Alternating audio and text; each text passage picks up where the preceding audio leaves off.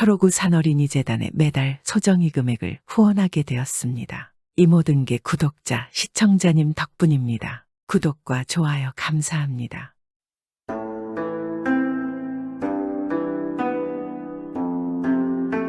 옛날 옛적에 돌쇠와 칠복이라는 형제가 살았습니다. 이 둘은 당시 역학자로 유명했던 고승의 제자였는데 두 형제는 역학뿐만 아니라 짐승의 말을 알아듣고 귀신을 퇴치하는 능력도 지닌 형제였습니다. 형 돌쇠와 동생 칠복이의 나이차는 10살 차이가 났습니다. 두 형제는 사찰에서 스님들과 학문을 쌓고 배움을 가졌습니다. 그런데 스님들이 모두 마을로 시주를 받기 위해 마을로 내려갔습니다. 그런데 그날따라 스님들이 무슨 일이 있었는지 해가 지는데도 돌아오지 않았습니다. 사찰은 그 어느 때보다 적막에 쌓여 있었습니다. 그러니 형제가 글 공부하기에는 최적의 환경이었습니다.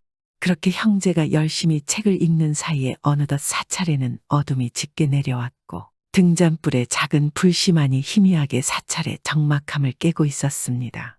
밤은 점점 깊어져만 갔고 산짐승들 우는 소리가 사찰의 적막함을 깨웠을 때 동생 칠복이가 형 돌쇠의 곁으로 다가와 말했습니다. 형님, 밤도 깊었는데 이제 오늘 글 공부는 그만하시죠. 네가 그리 말하는 것을 보니 밤이 깊어가는 게로구나. 넌 아직도 이 산 중에 밤이 무서운 것이냐? 아, 그것이? 아니, 그럼 형님은 아무렇지도 않은 겁니까? 이렇게 음산한데 당장 뭐라도 나올 것 같지 않습니까? 정신일도 하사불성이라 하였다. 정신만 차리고 집중하면 못할 일이 없는 법이니 너도 정신을 집중하고 책을 읽도록 하거라. 아이, 그래도 형님 일이 적막하고 캄캄한 사찰의 등잔불 하나에 의지한 채 글 공부라니 이건 무섭지 않은 형님이 이상한 겁니다. 그렇게 동생이 형에게 투덜대고 있는데 순간 밖에서 이상한 소리가 들려왔습니다. 형님, 밖에서 분명 무슨 소리가 난 것 같습니다. 동생은 등줄기가 서늘해지며 형에게 찰싹 붙어서 말했고 밖에서 나는 이상한 소리에 돌쇠도 속으로는 겁이 났지만 애써 태어난 척 말했습니다. 바로 옆에 벼락이 떨어져도 꿈쩍 않는 것이 산의 대장부 돌쇠도 속으로는 죽을 맛이었지만 동생의 앞이라 태어난 척 말하며 책을 읽기 시작했습니다. 그리고 그때 방문 앞으로 희미한 형체가 보이기 시작했습니다. 그 모습은 마치 고을에 하나씩 있는 장승 같아 보였고 사람의 움직임처럼 보이지는 않았습니다. 형님, 저 문 앞에 기괴한 형체가 보이십니까? 그래, 나도 보이는구나. 저게 대체 무엇일까요? 도둑일까요? 아니, 내가 볼 때 저것은 사람이 아니다. 예, 형님, 저게 사람이 아니라면 대체 무엇이라는 겁니까? 동생은 겁에 질려 돌쇠만 바라보고 있었고 밖에서 그 형체는 점점 이상한 소리를 내며 문 앞으로 다가오기 시작했습니다. 그때 돌쇠가 벌떡 일어나더니 동생에게 말했습니다. 너는 저 등잔불을 잘 들고 나를 따라오너라. 그 말에 동생은 눈이 휘둥그레지며 물었습니다. 예, 아니, 형님 뭘 어쩌시게요? 이렇게 방 안에만 움츠려 있을 수는 없지 않느냐. 그러니 이 형을 믿고 따라와 보거라. 돌쇠가 워낙 진중하게 말하자 칠복이는 어쩔 수 없이 한숨을 쉬며 등잔불을 들었습니다. 그렇게 형제가 방문을 열고 나가자마자 칠복이는 비명을 질렀습니다. 저게 뭐야? 형제는 주춤거리며 물러섰고 그 그림자의 형체는 바로 사람의 시신이었습니다. 돌쇠가 자세히 살펴보니 머리는 산발의 얼굴은 거의 형체를 알아볼 수도 없었습니다. 살펴본 돌쇠는 동생에게 말했습니다. 아니, 이게 또 무슨 일이냐? 왜 자꾸 이런 일이 생기다니 이를 어찌하면 좋겠느냐? 아, 형님, 어쩌긴 뭘 어찌합니까? 내가 저 산 아랫마을에 다녀오고 네가 시신을 지키고 있겠느냐? 아니면 내가 시신을 지키고 네가 마을에 다녀오겠느냐? 아, 형님, 도대체 뭘 하시려고 어딜 간다고요? 그냥 놔두고 우리는 돌아갑시다. 저 시신을 보니 분명 아랫마을에 있는 초상집에서 지금쯤 이 시신이 없어졌다고 난리가 났을 것이다. 그러니 이 시신이 이곳에 있다고 누군가는 알려주어야 하지 않겠느냐? 그러면 형님 날이 밝은 다음에 그때 돼서야 알려주러 가면 안 되겠습니까? 나도 그러고 싶다만 날이 밝으면 저 시체는 없어질 게다. 아니, 그게 정말입니까? 아, 이거 참. 동생 칠복이는 둘 중 어떤 걸 선택해야 할지 선뜻 답이 나오지 않았습니다. 하지만 이 어둠 속에서 도저히 시체를 지키고 있을 엄두가 나지 않았고 결국 마음을 정하고 형에게 말했습니다. 형님, 그럼 제가 얼른 아랫마을에 다녀오겠습니다. 동생이 고민 끝에 내놓은 말에 돌쇠는 웃으며 대답했습니다. 네, 그럴 줄 알았다. 이 시신은 내가 잘 지키고 있을 테니 너는 어서 마을에 다녀오거라. 형의 말이 끝나자마자 동생 칠복이는 사찰을 떠나 서둘러 아랫마을로 향했습니다. 돌쇠는 홀로 사찰 앞에 남아서 그 시신을 지키기 시작했습니다. 그런데 잠시 후 그 시신에서 이상한 소리가 나더니 그 몸을 일으켜서 돌쇠에게 다가오기 시작했습니다. 돌쇠는 순간 몹시 놀라서 당황했지만 이내 정신을 가다듬고는 청기를 한 곳으로 모아 주문을 외우기 시작했습니다. 돌쇠는 점점 목소리를 크게 내어 주문을 외우자 그 시신은 더 이상 돌쇠에게 다가오지 못하였습니다. 이윽고 새벽 달기 울자 시신은 괴이한 소리를 내지르며 이내 땅에 쓰러졌습니다. 그리고 잠시 후 때를 맞추어 동생과 횃불을 든 마을 사람들이 사찰로 들어왔고 돌쇠는 마을 사람들을 그 시신 앞으로 안내했습니다. 그리고 시신을 확인한 상주가 주저앉아 말하기 시작했습니다.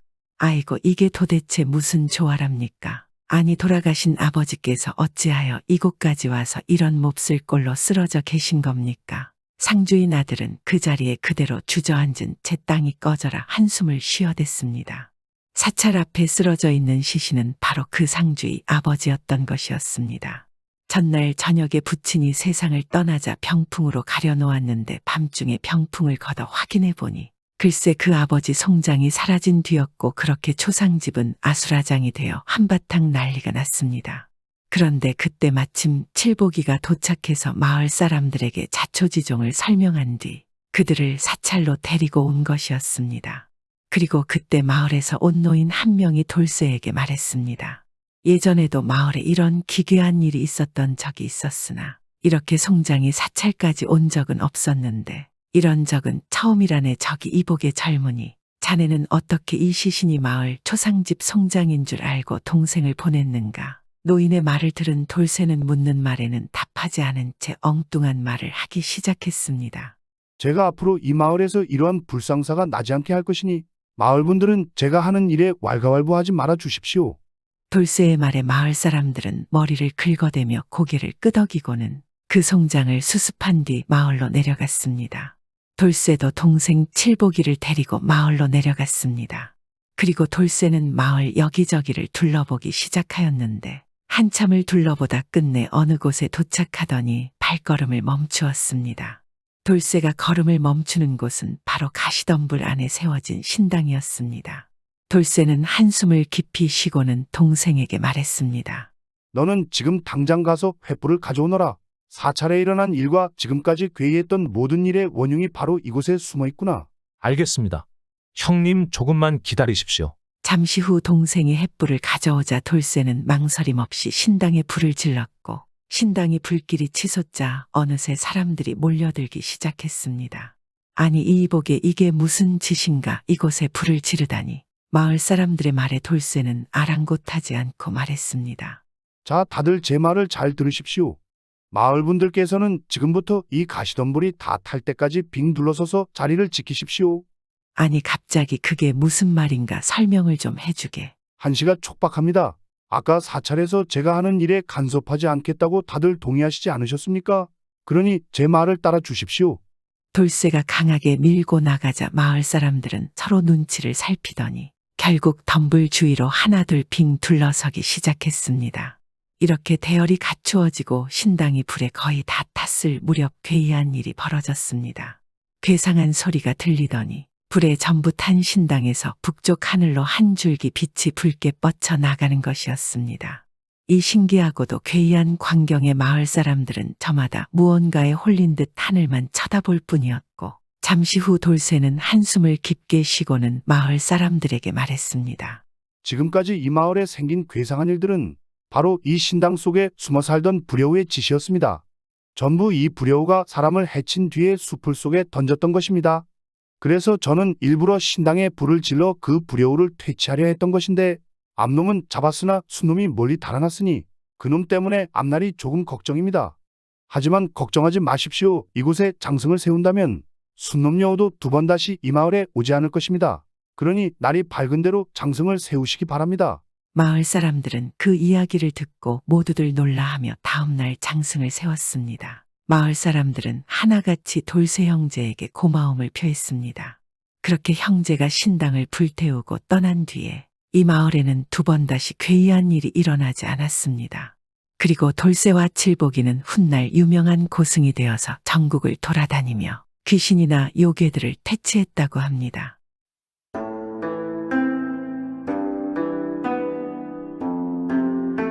옛날 어느 마을에 한 과부 꽃분이가 살고 있었습니다.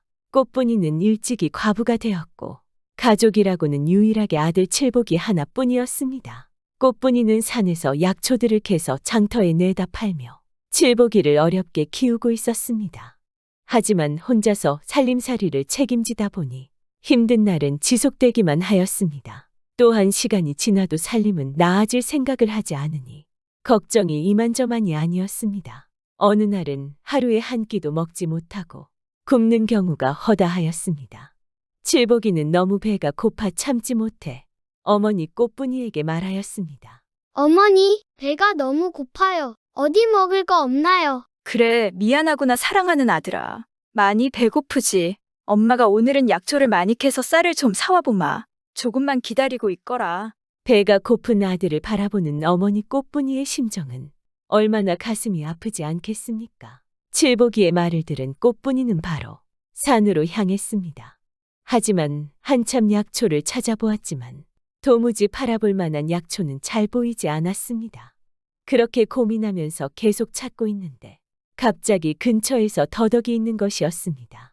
아이고, 이게 웬 더덕이야. 이건 그래도 팔아볼만 하겠구나. 이제는 아들에게 밥을 지어줄 수 있겠구나. 아들아, 조금만 기다려라. 엄마가 맛있는 밥 지어줄 테니. 꽃분이는 몹시 기뻐하며 더덕을 뽑으려고 근처로 향하였습니다. 그리고는 더덕을 붙잡고 잡아당겼는데 더덕이 단박에 쑥 뽑혀버렸습니다. 아이고 머니나. 꽃분이는 더덕 뽑는 힘을 주체하지 못하고 그만 뽑힌 더덕과 함께 뒤로 벌러덩 넘어졌습니다. 하필이면 뒤는 산비탈이 있었고 꽃분이는 결국 더덕을 붙잡고 산비탈에 굴러 떨어지고 말았습니다. 아이고 다리야. 아이고 허리야. 꽃분이는 한참 산비탈 아래로 굴러 떨어져 의식을 잃고 말았습니다. 잠시 후 간신히 의식을 찾고 몸을 일으켰는데 손에 있던 더덕이 없지 않겠습니까? 주변을 찾아보았지만 어디에도 더덕은 보이지 않았습니다. 의식을 잃기 전까지 최대한 더덕을 지키려고 손에 꾹 쥐고 있었는데 너무나 허탈하기만 하였습니다. 큰일이구나. 이거 더덕이 어디로 날아가 버렸구나. 날아가 버린 걸 어디서 찾는담 휴. 오늘도 허탕이라니. 우리 아들이 배고픈데 이를 어찌한담. 꽃분이는 다친 자신의 몸은 잊은 채 오직 아들 생각만 하며 터덜터덜 집으로 돌아왔습니다. 그런데 놀라운 일이 벌어졌습니다. 그날부터 꽃분이는 태기가 있었고 곧 얼마 안가 아들을 하나 낳게 되었습니다. 남편도 없는 과부가 아이를 낳았으니 참으로 신기한 일이었습니다. 거기다가 또 놀라운 것이 한 가지 더 있었습니다. 이 아이는 태어나자마자 울지도 않고 떡하니 자리에 앉아 있는 것이었습니다. 아이고 세상에 이게 무슨 일이야. 어째 아이가 아이 같지가 않고 낳자마자 무슨 어른 같을 수 있단 말인가? 갓 태어난 애가 어찌 이러지. 이거 뭔가 불안하구나. 꽃분이는 출산을 하고는 갓 태어난 둘째 아들 석삼이를 보고 매우 불길하게 생각을 했습니다. 그래서 큰아들 칠복이를 시켜 석삼이를 내다 버리라고 하였습니다. 이 말을 들은 큰아들 칠복이는 깜짝 놀라지 않을 수 없었습니다. 분명히 어머니가 지금 출산을 하고 정신이 없으셔서 헛말이 나왔을 거야 하고는 어머니에게 다가가 말했습니다. 어머니, 그게 무슨 말씀이세요? 어찌 동생을 버린단 말씀이십니까? 동생이 좀 특이하긴 하지만 그래도 어머니의 아들이고 저의 하나뿐인 소중한 동생입니다. 제가 형으로서 잘 보살피겠습니다. 아마 지금 어머니가 정신이 없으셔서 그러신 것 같은데 걱정 말고 그런 말씀은 하지 마세요. 꽃분이는 칠복이의 말에 다시 마음을 가다듬고 입을 열었습니다. 그래 고맙고 미안하구나. 내가 제정신이 아니었어. 그럼 동생을 잘 보살펴다오. 우리 같이 힘을 합쳐보자. 꽃분이는 그리고는 정신을 놓고 한참 뒤에 깨어났습니다. 꽃분이가 정신을 잃고 있는 동안 큰아들 칠복이는 태어난 동생을 지극정성으로 보살폈습니다. 정말로 어린 나이에 기특하지 않겠습니까? 한참 만에 깨어난 꽃분이는 둘째 석삼이를 사랑으로 잘 보살피고 키웠습니다. 없는 형편도 세 식구는 서로 의지하며 살았습니다. 그러나 주변 사람들이 과부가 아이를 낳았다고 손가락질을 하고 다른 아이들과는 다른 석삼이를 이상하게 생각했지만 꽃분이와 큰아들 칠복이는 전혀 개의치 않았습니다. 그런데 세월이 흘러 안타깝게도 어려서부터 잘 먹지 못하고 병약했던 큰아들 칠복이는 일찍 세상을 떠나게 되었습니다. 나이는 어리지만 큰아들 칠복이에게 많이 의지했던 꽃분이는 슬픔이 이만저만이 아니었습니다. 결국 꽃분이에게는 오직 둘째 석삼이만 남아있게 되었습니다. 심지어 큰아들 칠복이를 살리자고 집안의 가산을 다 썼는지라 꽃분이와 둘째 석삼이는 집도 절도 없이 이곳저곳을 떠도는 신세가 되었습니다. 그렇게 떠돌이 생활을 하면서 힘겹게 살아가다 보니 어느덧 10년이란 세월이 흘러 둘째 석삼이가 10살이 되었습니다. 어느 날 하루는 꽃분이가 석삼이와 함께 다시 떠돌다가 어느 마을에 접어들게 되었습니다. 그런데 딱 봐도 아주 지체 높은 대감이 살고 있는 기와집을 한 채 발견하였습니다. 그리고 자세히 보니 그 기와집에는 아주 무거워 보이는 돌문이 있었습니다. 그런데 갑자기 돌문을 본 석삼이가 다가가더니 그것을 쉽게 밀어 열고 들어가는 것이었습니다. 어머니 어서 오세요. 여기에요. 여기 이 정도 집이라면 우리가 하루 묵을 수 있게 방을 내어줄지도 몰라요. 석삼이는 아무것도 모른 채 신나하며 말을 했습니다. 아이고 석삼아, 거길 그렇게 막 열고 들어가면 어떡하니? 거기는 우리 집이 아니잖아. 남의 집을 함부로 들어가면 안 되는 것이야. 꽃분이가 황급히 석삼이를 잡으려고 하는데 석삼이는 어머니에게 손짓하며 여유로운 표정으로 말했습니다. 어머니 괜찮아요. 어서 이리로 오세요. 너무 걱정하지 마시고요. 하는 것이었습니다. 꽃분이는 자기도 모르게 아들 석삼이에게 이끌려 큰 기와집에 들어가게 되었습니다. 딱히 지금 갈 곳도 없는데 방도가 없지 않겠습니까? 그리고 잠시 후 집주인인 대감이 나와서는 이 둘 모자를 보고는 놀라하며 물었습니다. 아니 당신들은 누구시오? 누구신데 여기에 함부로 들어오는 것이오? 그런데 이 돌문을 누가 열었소? 이 돌문은 아무나 열 수 있는 것이 아닌데 어떻게 이것을 열고 집 안에 들어온 것이오? 그러자 꽃분이가 당황하며 말을 했습니다. 아이고 대감님 죄송합니다. 우리 아들이 그냥 돌문을 밀었더니 열렸습니다. 한 번만 용서해 주십시오. 이 말을 들은 대감은 깜짝 놀라하며 석삼이를 유심히 보았습니다. 보통 아이가 아니로구나. 장사가 태어난 개로군. 이 아이가 크면 장차 나라의 큰 화근이 될지도 모를 일이다. 이 아이를 참말로 없애야겠구나. 이 집주인은 나란 일을 보고 있는 대감이었습니다. 그래서 힘센 장사가 태어나면 장차 나라의 반역을 일으키는 반역군이 될 것을 염려하였고 그래서 힘센 석삼이를 없애야겠다고 생각하는 것이었습니다. 대감은 먼저 꽃분이에게 접근하였습니다. 이 보시오. 내 말 잘 들으시오. 당신 아들은 알다시피 생각할 수 없을 정도로 힘이 장사요. 그러니 장차 나라에 큰 위협이 될 사람이니 없애야 하오. 자네 목숨이라도 부지하고 싶다면 먼저 떠나시오. 난 2번 말하는 것을 싫어하오. 어서 떠나시오. 꽃분이는 대감의 말을 듣고 깜짝 놀라 대감 앞에 넙죽 엎드려 빌었습니다. 대감님, 안 됩니다. 안 돼요. 저에게는 이 아들 하나밖에 없습니다. 우리 아들은 제가 잘 가르쳐서 절대로 나라에 해가 되지 않게 하겠습니다. 부디 제발 우리 불쌍한 아들을 살려주십시오. 그럼 시키시는 일은 무엇이든지 다 하겠습니다. 꽃분이가 아무리 애원을 하여도 대감은 눈 하나 깜짝하지 않았습니다. 그리고는 바로 하인들을 불러 꽃분이의 입에 억지로 독약을 먹였습니다. 그러자 꽃분이는 실신하여 그대로 쓰러졌고 정신을 차리지 못했습니다. 잠시 후 쓰러진 어머니를 보고 아들 석삼이가 놀라서 달려왔습니다. 어머니 왜 그러세요? 어머니 일어나 보세요. 무슨 말씀이라도 좀 해보세요. 당황하고 있는 석삼이에게 대감이 말했습니다. 에이야, 내가 자세히 살펴보니 너의 어머니가 큰 병에 걸리셨구나. 내가 그동안 너의 어머니를 잘 모시고 있을 테니 너는 어서 약을 구해와야 한단다. 네 어디서요? 말씀만 내주시면 제가 당장 구해오겠습니다. 어머니를 살릴 수 있는 일이라면 무엇이든 하겠습니다. 그래 알겠다. 그런데 그 약은 보통 약이 아니다.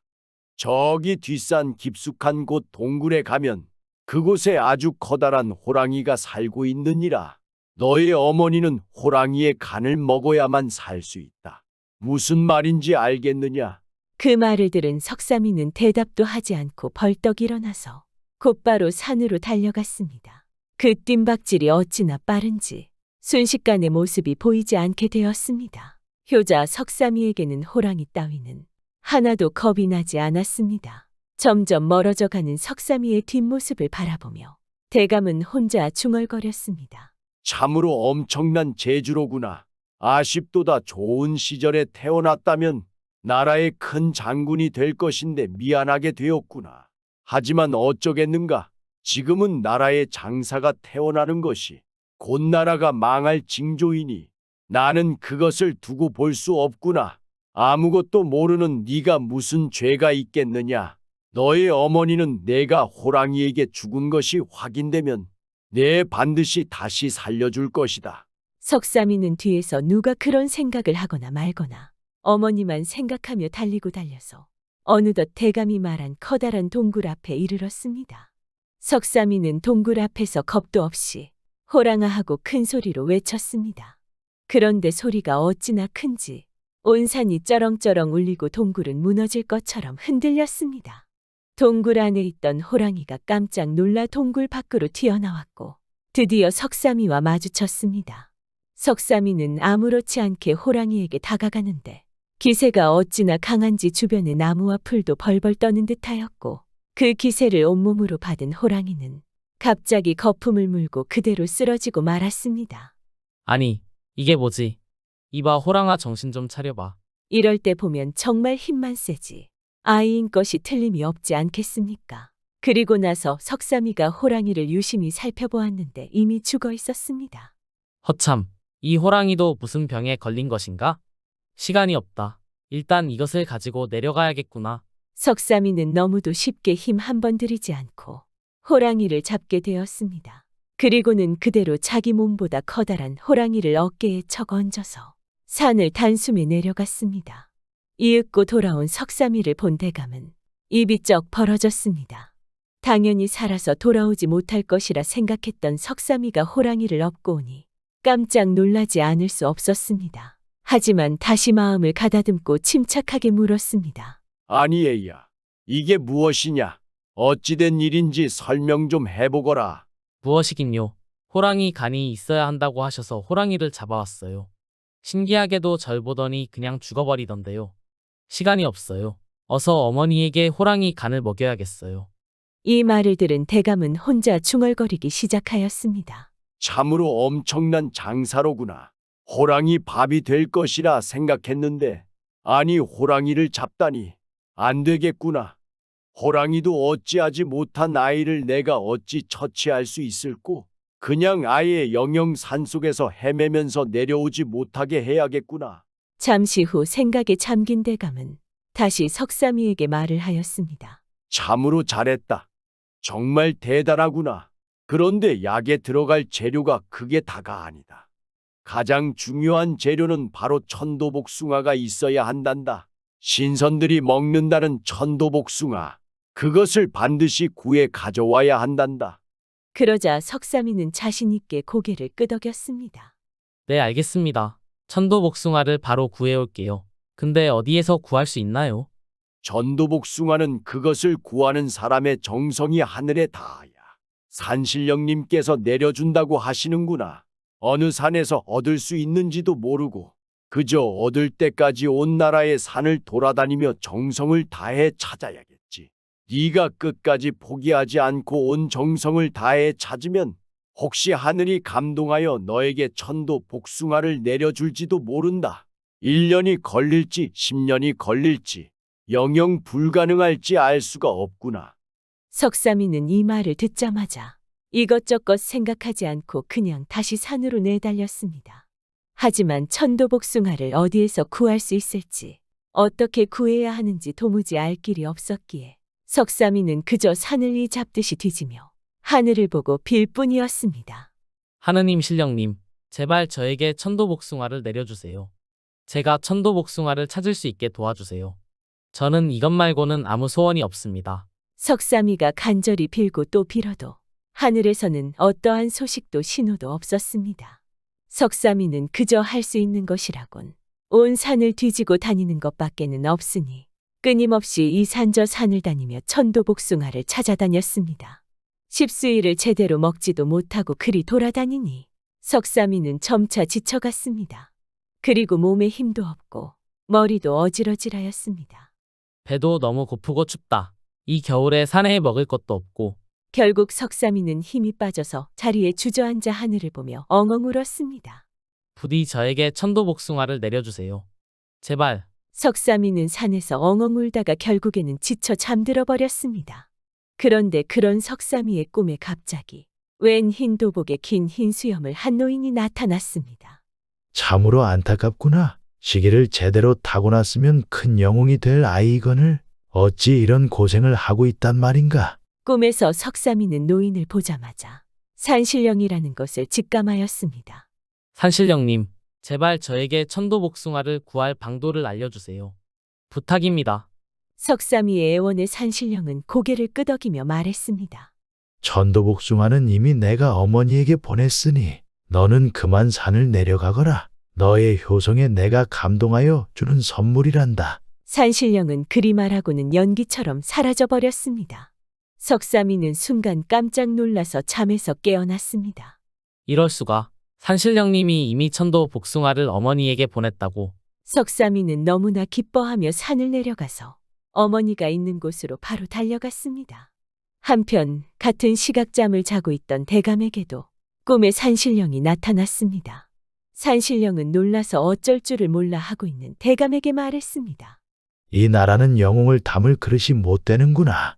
하늘이 내려준 영웅들을 매번 역적으로 몰아죽이니 어찌 이 나라가 강성해질 수 있겠는가? 내 너에게 이 천도 복숭아를 줄 터이니 아이가 돌아오면 먹이도록 하거라. 그 아이의 장사의 힘을 없애는 천도 복숭아이니라. 산신령은 대감의 품에 복숭아를 하나 던져주고는 연기처럼 사라져갔습니다.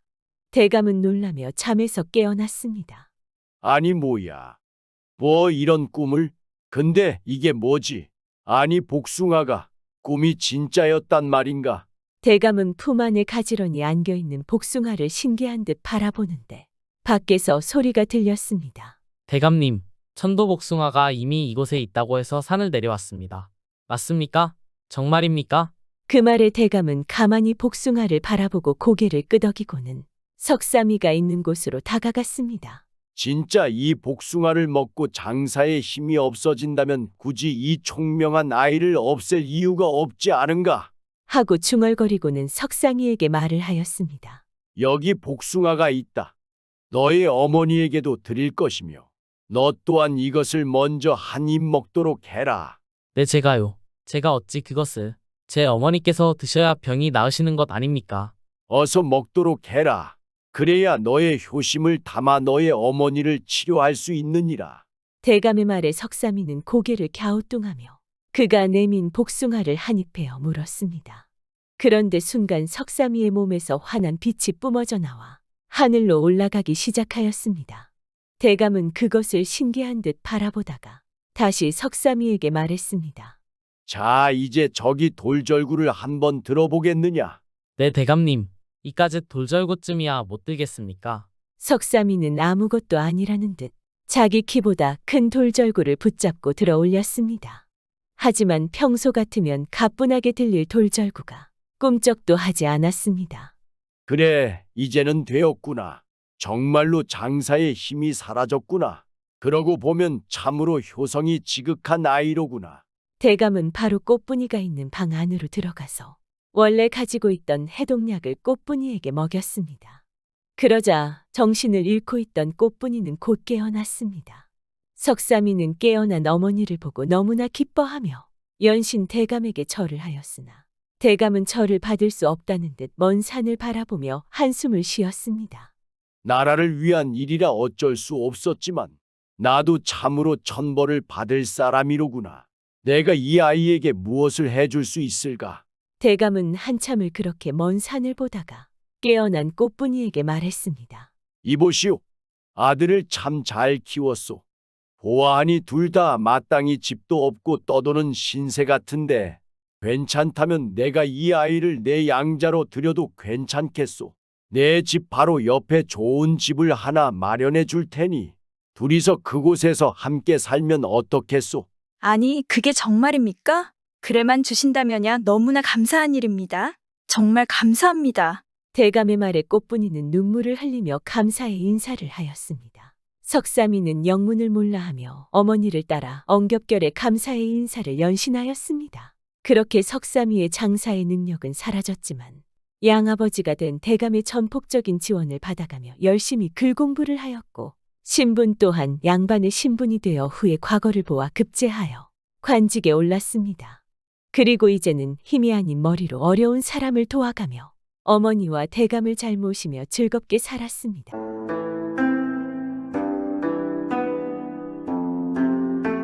옛날 옛적 어느 마을에 얼뜨기 바보돌쇠가 살고 있었습니다.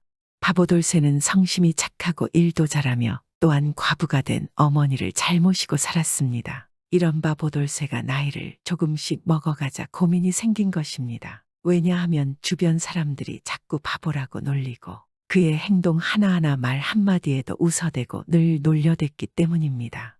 바보돌쇠는 자신이 남보다 못하다는 것을 깨닫기 시작했습니다. 그래서 다른 사람처럼 지혜를 얻을 수 없을까 매번 생각했습니다. 그러던 어느 날 옆집 친구 칠복이가 돌쇠에게 말했습니다. 너 그러지 말고 저기 언덕 위에 암자에 혼자 살고 있는 스님을 한번 찾아가 봐라. 그 스님이라면 어떤 도술이나 약초로 널 어떻게 구제해 줄 수 있을 거야. 아니, 그게 정말인가? 정말 스님이면 나에게 지혜를 줄 수 있단 말이지. 그럼 나도 보통 사람이 되는 거네.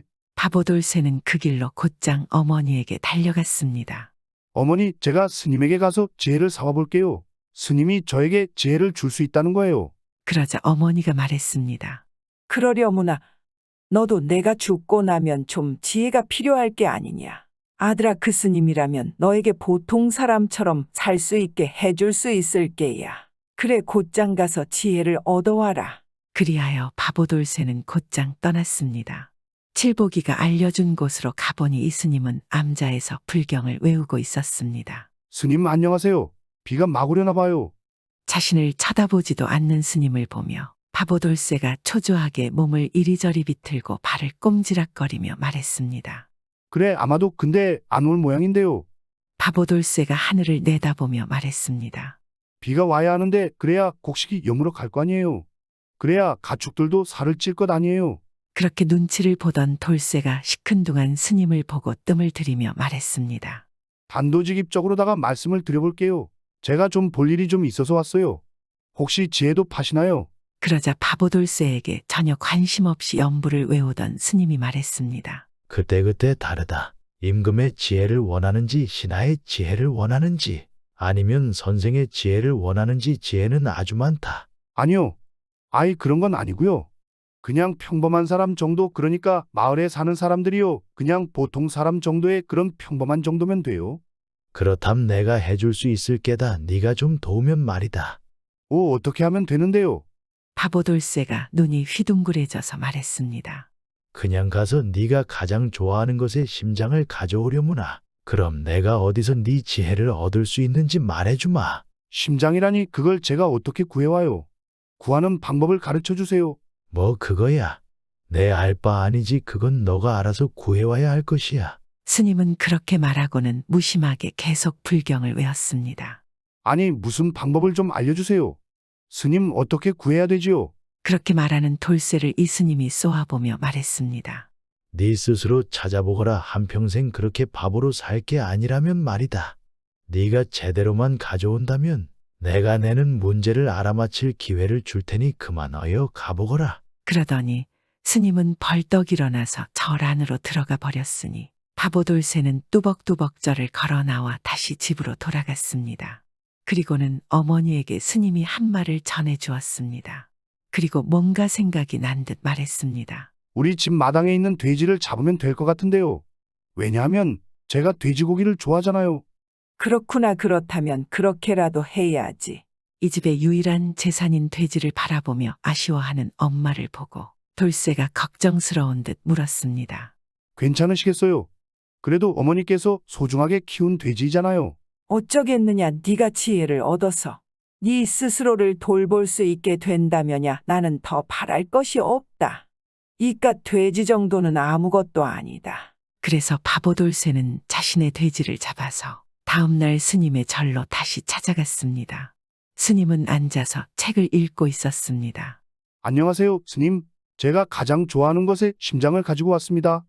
여기를 보세요. 돼지의 심장이에요. 바보돌쇠는 보자기에 조심히 넣어온 돼지 심장을 보여주었습니다. 그러니 스님이 바보를 찬찬히 들여다보았습니다. 그렇단 말해 보거라. 발도 없이 달리는 것이 뭐라고 생각하니? 스님의 뜬금없는 질문에 바보는 머리를 벅벅 긁어도 보고 온 생각을 다 짜내어 보았지만 입도 뻥긋할 수 없었습니다. 보거라, 넌 아직 제대로 가져온 게 아니다. 오늘 너에게 줄 지혜는 없다. 그러더니 스님은 책을 탁 하고 접고는 집 안으로 들어가 버렸습니다. 바보돌쇠는 그 집을 나와 다시 걷기 시작했습니다. 그런데 집에 채 도착하기도 전에 옆집 칠보기가 달려오더니 이복에 자네 어머님께서 돌아가시려고 그러네. 어서 가봐. 곧 숨을 멈출 게야. 바보돌쇠가 집에 들어서 보니 어머니는 누워서 가만히 자신을 바라보며 미소만 머금고 계셨습니다. 표정으로 보아 마지막 가시는 길에 내 아들에게 자기 스스로를 돌볼 정도의 지혜라도 있었으면 참 좋을 것을 하시는 듯하였습니다. 어머니는 돌쇠를 보고는 곧 세상을 떠났습니다. 바보돌쇠는 주저앉았습니다. 생각을 하면 할수록 고통스러웠습니다. 어머니는 바보돌쇠가 태어났을 때부터 돌봐주고 가르쳐주고 식사를 챙겨주고 바보처럼 굴 때는 따끔하게 혼도 내주셨고 따뜻하게 안아도 주신 분이셨습니다. 그 모든 일들을 떠올릴수록 바보돌쇠는 더 외롭고 미안했습니다. 그렇게 한동안 바보는 엉엉 울어댔습니다. 엄마, 이제 누가 저를 돌봐준단 말이에요? 왜 저만 혼자 남겨두고 가신 거예요? 제가 가장 좋아하고 저를 가장 좋아해 주신 엄마가 없으면 전 이제 어떻게 살아요? 그렇게 한동안 바보돌쇠가 울다가 문득 스님이 한 말이 떠올랐습니다. 아니, 그럼 엄마의 심장을 스님에게 가져가야 하는 건가? 안 되지, 아이, 그건 안 되지. 그럼 어쩐다? 지혜 없이 나 혼자 어찌 이 어려운 세상을 살아가냐고. 그래서 생각에 생각을 거듭하고 거듭한 끝에 다음날 바보돌쇠는 엄마를 소중히 관에다 모신 뒤에 관을 어깨에 둘러매고 스님의 절로 향했습니다. 도착한 바보돌쇠가 스님을 보며 말했습니다. 이번에야말로 정말 제대로 가져왔어요. 제가 세상에서 가장 좋아하는 분이에요. 정말 확실합니다. 바보돌쇠가 관을 조심스럽게 문 앞에 내려놓았습니다. 아마도 그렇군. 그럼 노랗지도 하얗지도 않고 금도 아닌 것은 뭐라고 생각하나? 이번에도 갑작스러운 스님의 질문에 이 바보돌쇠는 머리를 벅벅 긁으며 생각하고 또 생각해 보았지만 한마디도 말할 수가 없었습니다. 이번에도 제대로 가져온 게 아니구나. 내가 보기에 너는 내가 생각한 것보다 훨씬 더 바보로구나. 스님은 바보돌쇠의 면전에서 문을 탕하고 닫고 들어가 버렸습니다. 바보돌쇠는 문 앞에서 하염없이 눈물을 흘렸습니다. 이게 뭐야? 이젠 나는 어쩌란 말이야? 지혜 없이 어떻게 살아가지? 엄마 보고 싶어요. 그렇게 계속 울고 있는데 마침 근처에 혼자 사는 처녀 하나가 그곳을 지나가다가 그런 바보돌쇠를 발견하였습니다. 뭔 일이세요? 왜 이리 서글프게 울고 계세요? 그녀가 물었습니다. 바보돌쇠가 자신의 있었던 이야기를 울며 불며 그녀에게 말했습니다. 저런 정말 당신을 돌봐줄 사람이 이젠 없는 건가요? 네, 저에게 남겨진 건 하나도 없으니 이제 지혜를 살 수도 없을 겁니다. 처녀가 그렇게 말하며 바보 옆에 앉았고 바보돌쇠는 이전에 있었던 스님의 일이며 돼지며 엄마며 여러 가지 질문들을 모두 다 이야기해 주었습니다. 그러자 처녀가 웃으며 말하는 것입니다. 그렇담 제가 이제부터 당신을 돌봐드려도 될까요? 아니, 당신이요.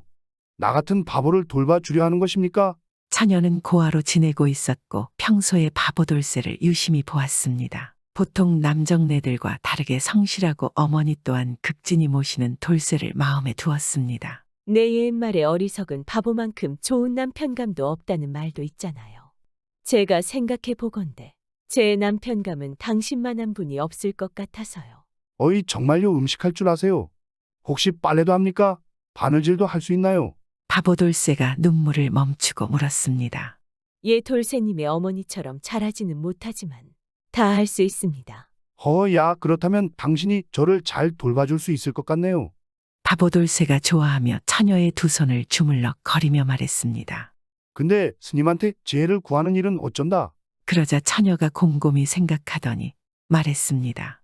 이젠 달라질 거예요. 제가 옆에서 아내로서 당신을 도와드릴 거니까. 당신이 바보인지 아닌지는 또는 중요하지가 않아요. 그렇겠네요. 이젠 저도 색시가 생겼으니 안심이에요. 그렇게 이 바보돌쇠는 처음 만져본 처녀의 손을 주물럭거리며 손을 꽉 붙잡고 마을로 내려갔습니다. 그리고 얼마 지나지 않아 함께 혼인을 하였습니다. 바보돌쇠의 부인이 된 이 처녀는 늘 열심히 일을 하고 맛있는 음식도 바보에게 차려주었습니다. 그러니 바보돌쇠 또한 자신의 부인을 지극정성 사랑해 주었습니다. 그러던 어느 날 밤에 바보돌쇠가 부인에게 말했습니다. 부인, 내가 이제서야 이 세상에서 가장 좋아하는 것이 뭔지 떠올랐소. 그게 뭔가요? 서방님. 그러자 바보돌쇠가 말했습니다. 이제 깨달았소. 그것은 바로 당신이요. 어머 아이 부끄럽게 그런 말을 하십니까? 그런데 당신의 심장을 가져가서 스님에게 지혜를 살 수도 있는 것 아니오? 갑자기 그게 무슨 소리예요? 부인이 소스라치게 놀라며 말했습니다. 아이, 그냥 갑자기 그런 생각이 떠올랐는데 그렇게 하자는 것은 아니고요. 그러자 부인이 말했습니다. 생각해 보세요. 당신은 예전에도 어머님의 심장을 도려내서 가져간 건 아니었잖아요. 그건 그랬죠. 하지만 내 지혜를 구할 수 있는 방법은 도대체 뭘 가져가야 할까요? 그렇다고 당신은 절대 안 될 말이고 내가 좋아하는 것에 심장을 가져가야 하는데 그럴 수만 있다면 지혜를 살 수 있지 않겠소? 부인을 골똘히 생각하다가 돌쇠에게 말했습니다. 서방님 그냥 저를 그곳까지 데려다만 주세요. 제가 당신이 스님의 질문에 답을 할 수 있도록 도움이 될 거예요. 스님의 질문은 너무 어려워서 누구든 맞힐 수 없을 것이오. 그러니 그런 바보돌쇠를 보고 부인이 말했습니다. 한번 해보자고요. 첫 번째 질문은 무엇이었는지 기억하세요. 발도 없이 달리는 것이었소. 알겠소. 그건 당연히 물이죠. 물은 발도 없이 세상을 다니잖아요. 그렇군. 아이, 그럼 금도 아닌데 노랗지도 않고 하얗지도 않은 것은 무엇이오? 그건 하늘에 떠 있는 태양이에요. 금처럼 빛나고 하얗다가도 노래지기도 하잖아요. 이야, 아니 우리 부인이 이렇게나 똑똑하다니깐. 부인, 서둘러 스님한테 가봅시다. 이렇게 바보돌쇠는 신이 나서 부인의 손을 잡고 스님에게 찾아갔습니다. 안녕하세요, 스님. 그간 잘 지내셨는지요? 그래, 오랜만이구나. 바보 돌쇠야. 그러자 바보돌쇠가 말했습니다. 이번엔 제가 제대로 데려온 것 같아요. 바보돌쇠의 말에 스님이 부부를 번갈아 보고는 고개를 끄덕이며 물었습니다. 처음엔 다리가 하나도 없다가 곧 둘이 되고 마지막엔 다리가 넷이 되는 것은 무엇이냐? 아이 뭐 그런 게 다 있어. 바보돌쇠가 자신의 머리를 벅벅 긁으며 생각하고 또 생각해 보았지만 알 수가 없었습니다. 그때 부인이 바보돌쇠의 귀에다 살포시 귓속말을 해주었습니다. 서방님 그건 올챙이에요. 태어날 때는 발이 없지만 그 이후로 발이 2개가 생기고 개구리가 되면서 발이 4개가 되잖아요. 올챙이, 그렇구나. 그건 올챙이에요. 그러자 스님이 고개를 끄덕였습니다. 넌 이미 지혜를 한 보따리 가지고 있구나. 이제야 비로소 찾았구나. 도대체 어디에 있습니까? 바보돌쇠가 자기 주변을 돌아도 보고 주머니에 손도 넣어보고 하며 말했습니다. 너의 부인 머릿속에 말이다. 스님이 바보돌쇠의 부인을 보며 말했습니다. 어리석은 바보 남자를 치유하는 유일한 방법은 현명한 아내의 보살핌을 받는 것이다. 그런 면에서 넌 이미 지혜를 다 가졌다. 네가 찾던 지혜는 항상 너희 곁에 있을 것이다. 넌 이제 바보가 아니다. 너도 알 것이다. 지금 너에게 뛰어난 지혜를 준다 한듯 너의 부인과 바꿀 수 있겠느냐? 그러자 돌쇠가 반색하며 말했습니다. 아닙니다. 지금 어떠한 것을 준다 한들 제 색시와 바꿀 수 없습니다. 스님은 두 사람을 바라다보며 고개를 끄덕여 보이고는 이내 자리에서 일어나 천천히 절 안으로 들어갔습니다. 그들 부부도 함께 집으로 돌아왔습니다. 그런 일이 있은 후 바보돌쇠는 이제 더는 지혜를 사겠다고 하지 않았습니다. 이미 세상 어떠한 부부가 합쳐도 남을 만큼 지혜가 바보돌쇠의 부인에게 있었기 때문입니다. 이번 이야기는 자신이 모자람을 채울 수 있는 것을 찾아다니는 돌쇠의 이야기이지 않겠습니까? 자신의 모자람은 결국 부인이 채워줄 수 있다는 간단한 것을 말입니다. 요즘 우리 부부들도 서로 모자란 바보지만 서로 지혜를 나누어 주어서 바보가 안 되는 것은 아닐까요?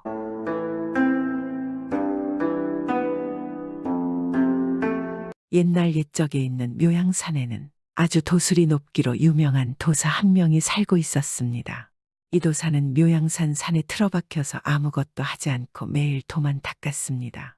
그런데 이 도사는 가끔 마을에 내려와서 어려운 사람들을 도와주었습니다. 비가 안 와 가뭄이 지면 산에서 기도를 하여 비를 오게 하고 해가 뜨지 않아 농사가 안 될 때에는 기도를 해서 해가 뜨게 하였습니다. 그리고 마을에는 알 수 없는 일이 벌어지곤 했습니다. 아주 가난한 집이나 홀로 살고 있는 과부나 노인들의 집에는 그들이 먹고 살기 힘들 때마다 끼니를 해결할 정도의 돈이 집으로 들어왔습니다. 그래서 마을 사람들은 이것이 모두 도사님이 벌인 일이라 여겼습니다. 그러니 산 인근 마을 사람들은 늘 도사를 걱정했습니다.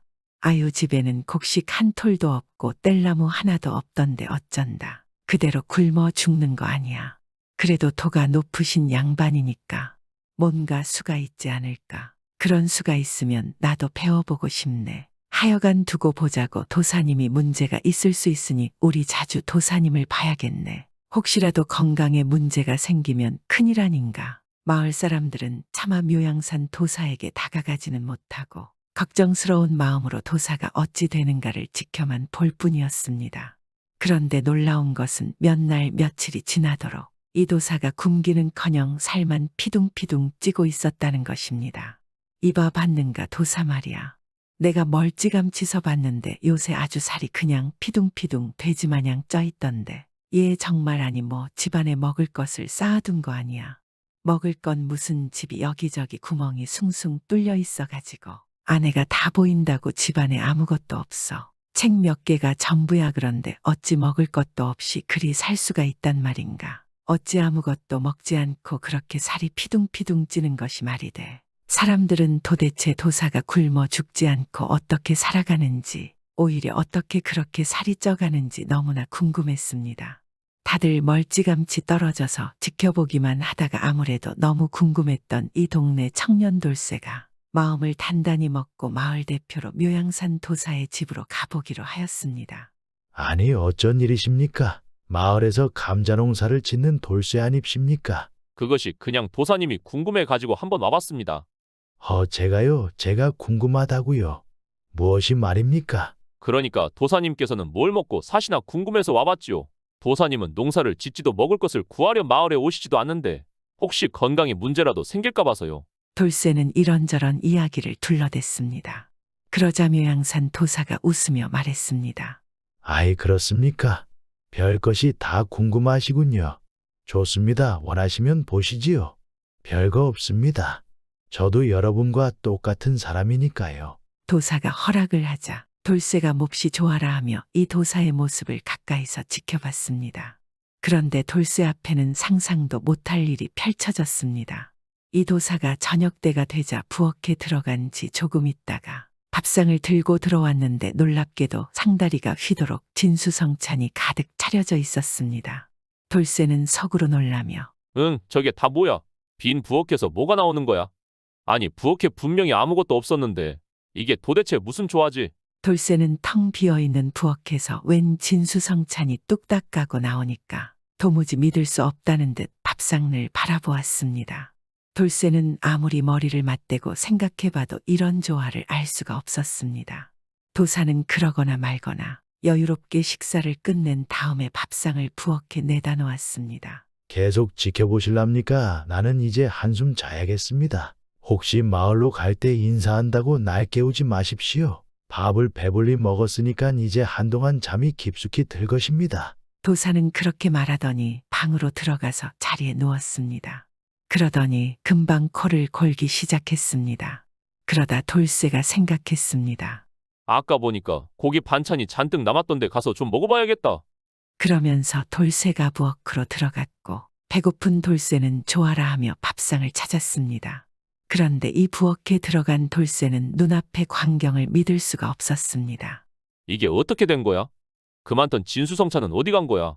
부엌에는 먼지만 뽀얗게 쌓여 있을 뿐 반찬이나 밥 아니 밥상조차도 온데간데 없었습니다. 돌쇠는 어찌된 영문인지 도통 알 길이 없었습니다. 도사는 쿨쿨 자고 있었기에 결국 어찌된 영문인지 알아내지 못하고 집으로 돌아갔습니다. 그리고 다음날 용기를 내어 돌쇠가 다시 도사를 찾아갔고 어제의 일에 대해서 물어보았습니다. 하지만 도사는 그저 하고 웃기만 할 뿐이었습니다. 돌쇠는 너무나 궁금해서 계속 도사에게 찾아갔습니다. 그런데 다음날의 식사도 마찬가지였습니다. 돌쇠는 탐복했습니다. 정말 도사는 도사네. 어찌 이런 일이 벌어질 수 있는 것일까? 그 길로 마을로 돌아간 돌쇠는 마을 사람들에게 자신이 그간 있었던 일을 말했습니다. 제가 볼 때 우리는 더 이상 도사님을 걱정할 필요가 없는 것 같습니다. 도사님은 마을 누구보다 장수하실 겁니다. 보통 사람이 아니라 정말 도사입니다. 그때 이웃 마을에 있는 수덕사에도 영험한 스님이 살고 있었습니다. 스님은 많은 지혜와 귀신을 무서워하지 않고 부린다고 소문이 났습니다. 묘양산 도사님과 견주어도 될 정도라고 마을 사람들은 말했습니다. 그런데 어느 날 이 수덕사의 도사에게 인근에서 제일 가는 부자가 헐떡거리며 찾아왔습니다. 도사와 부자는 서로 안면이 있는 사이였습니다. 부자는 매년 절에 쌀을 시주하고 부모의 명절을 절에 모시고 매년 기도를 했습니다. 아니, 어쩐 일이십니까? 이 먼 곳까지 오시고 말입니다. 오늘은 시조하거나 기도하는 날이 아닌 걸로 알고 있는데. 도사가 묻자 부자가 헐떡거리며 말했습니다. 아유, 도사님, 이거 좀 알아봐 주십시오. 우리 집에 아주 요상한 일이 벌어지고 있습니다. 부자는 잠시 숨을 고르고는 말을 이었습니다. 아이, 제가 말입니다. 밥을 먹으려고 밥상을 차려놓으면 차려놓은 밥상이 눈 깜짝할 사이에 없어진단 말입니다. 그리고 또 더 어이가 없는 것은 없어졌던 밥상이 잠시 후면 갑자기 음식은 다 사라진 채로 부엌 제자리에 와 있습니다. 이런 일이 한두 번이 아닙니다. 벌써 오래전부터 계속되어 가지고 영문도 모르겠고, 아유, 그 덕에 저는 근래 들어서 제대로 밥을 먹지도 못하는 형편입니다. 도사님께서 좀 이유를 알아봐 주시고 어떻게 해결을 좀 해주실 수 있겠습니까? 그리고 어떤 때에는 방에 몰래 숨겨놓았던 돈괴짝에서 돈이 몇 푼씩 사라지는 겁니다. 처음에는 가족이나 시종들의 짓이거나 했는데 괴짝문을 아무도 모르는 열쇠로 잠가놔도 그런 일이 벌어집니다. 그래서 국리 끝에 제가 한 걸음에 온 것입니다. 부자의 말을 들은 스님은 호기심 어린 눈으로 부자를 바라보며 잠시 생각하다가 말했습니다. 그렇군요. 아마도 누군가가 장난을 하는 모양인데 내가 이따가 댁에 가보지요. 어떤 녀석인지 아주 고약한 장난을 치고 있군요. 제가 내일부터는 그러지 않도록 해드리겠습니다. 걱정하지 마시고 일단 돌아가 계십시오. 아유, 고맙습니다. 그럼 전 내려가 있겠습니다. 스님만 믿겠습니다. 부자는 그렇게 부탁을 하고 돌아갔습니다. 그리고 그날 저녁 부자가 밥상을 차릴 즈음 수락사 스님이 부잣집에 도착했고 오자마자 부엌에 와서는 차려진 밥상을 지켜보고 있었습니다. 밥상이 다 차려지고 부자의 하인이 밥상을 슬그머니 들려는 찰나였습니다. 그 순간 수락사 스님이 밥상 위 허공을 후려쳤습니다. 그러자 허공에서는 아예 뭐야? 웬 놈이 내가 아는 일에 끼어드는 것이냐? 보아하니 보통 사람은 아닌 듯한데. 하는 소리가 나면서 밥상이 그대로 내동댕이 쳐졌습니다. 수락사 스님은 웃으며 말했습니다. 이 목소리 아주 익숙한 목소리로구만. 묘양산에 있는 도사님이 배가 몹시 고팠나 봅니다. 앞으로는 이러지 마시오. 이건 도사님에게 맞지 않는 짓입니다. 수락사 스님은 그렇게 말하고는 수락사로 돌아갔습니다. 부자는 신기해하며 앞으로는 이런 일이 생기지 않을 것이라 안심하였습니다. 그러나 이튿날도 다음날도 여전히 부자의 밥상이 없어졌습니다. 또한 예전에 몇 분씩 없어졌던 돈이 100냥씩 사라지곤 한 것입니다. 이게 어찌 된 거야? 왜 아직도 이러는 거야? 안 되겠구나. 이 도둑놈을 잡아야겠다. 스님이라면 그놈을 잡을 수 있을 것이야. 부자는 잔뜩 화가 나서 수락사의 도사를 다시 찾아갔습니다. 안 되겠습니다. 아이, 계속 묘양산 도사인지 도둑놈인지 아는 자가 내 밥상을 가져가고 있단 말입니다. 그리고 이제는 제 돈괴짝에서 몇백 냥씩 가져가고 있습니다. 내 이놈을 잡아서 꼭 엄벌을 받게 해야겠습니다.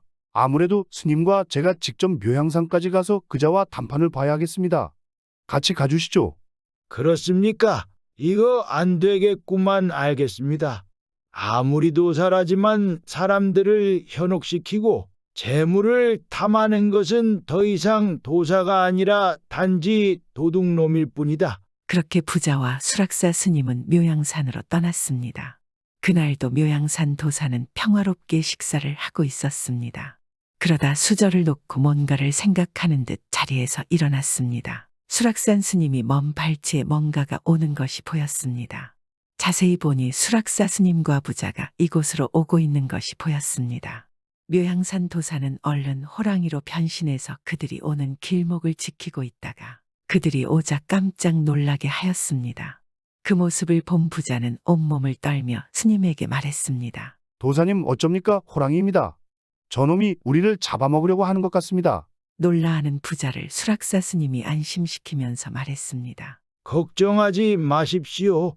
제가 처리하겠습니다. 수락사 스님은 호랑이로 변한 도사한테 다가가서 물었습니다. 도사님께서 중생들을 구원하시는 분 아니십니까? 어찌 이렇게 남의 재물을 탐하는 것입니까? 단지 탐욕의 눈이 멀어서 그런 것이라면 더 이상 자비는 없을 것입니다. 이제라도 그만하심이 어떠십니까? 그러자 호랑이로 변한 도사가 부자를 쏟아보며 말하는 것입니다. 너는 단지 너가 먹을 밥상이 없어졌다고 노한 것이냐? 너희 곳간에는 내가 가져간 밥상을 하루에도 수백 개씩 차릴 곡식이 있지 않은가? 그것이 뭐가 아깝다고 그런 것이냐? 없어지면 공양했다고 생각하고 다시 차리면 될 터인데 그것이 그리 아까운 것이냐? 너는 마을에서 소문난 만석지기 부자가 아닌가? 그러자 부자는 억울한 듯 호랑이를 보고 말했습니다. 아니 만석직이나 돈 없는 거지나 자기 밥상을 이유 없이 빼앗긴다면 화나지 않을 사람이 없겠습니까? 그건 내가 만석직이어서가 아닙니다.